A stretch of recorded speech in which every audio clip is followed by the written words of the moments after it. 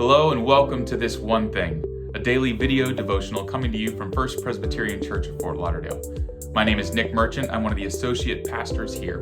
And each day, one of our pastors or staff members are going to be looking at one of the texts in the Revised Common Lectionary's daily readings, and we'll be pulling out one thing for you to consider. We hope that you find this an encouraging and thought-provoking part of your day. Enjoy. On this day, April 20th, in 1770, Captain James Cook and his crew of the HMS Endeavour became the first Europeans to ever lay eyes on the Australian continent. And it was just a couple of months later that Captain James Cook and his crew also became the first Europeans to ever see and discover the Great Barrier Reef. And they did so by running aground on the Great Barrier Reef. Now, I suppose that this discovery, or how you frame that occurrence, all sort of depends on your perspective, because the two statements, following statements, are true, right? Captain James Cook and his crew made a magnificent discovery, and Captain James Cook and his crew made a magnificent navigational error. And it reminds me that we live in a world of spin. We live in a world where people are particularly capable of coloring perspectives, particularly when it suits their purposes. A couple of friends of mine and I were just talking this last week about, how to find and read a number of different news outlets in order to try and gain an understanding of what's really happening in the world, and how important it is to kind of diversify where you're getting your information from. And in the coming days and weeks ahead, we're going to hear all kinds of stories, all kinds of narratives about how well this has been handled and how poorly this has been handled, about how safe it is and how unsafe it is. And it's going to be a struggle. Frankly, it's going to be a struggle to discern what's true and what's not, what's spin and what's not.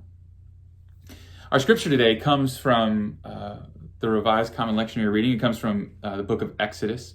And if you remember, here in the book of Exodus, we've been following the very closely as Moses and the Israelites are preparing to escape from Egypt. And here in the text today, they are actually leaving. They're escaping, and they're going across the Red Sea. If you had a chance to tune into worship yesterday, I preached on the very previous passage to this, is right as the Red Sea's part. And here in the passage, the Israelites are actually walking across on dry land as the Egyptians pursue them and move out. And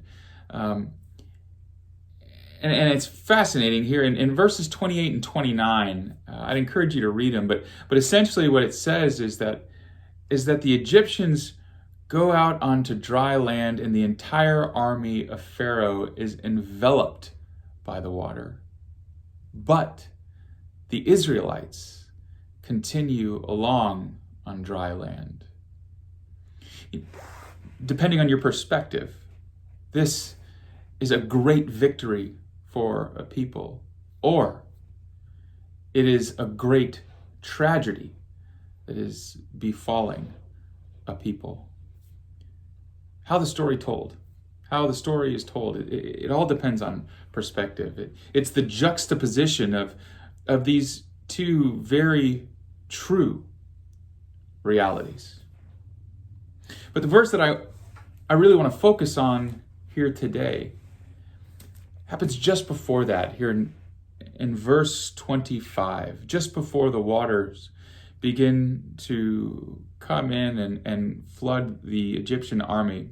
The Egyptians say this. The Egyptians say, "Let us flee from the Israelites, for the Lord is fighting for them against Egypt." For the Lord is fighting for them against Egypt.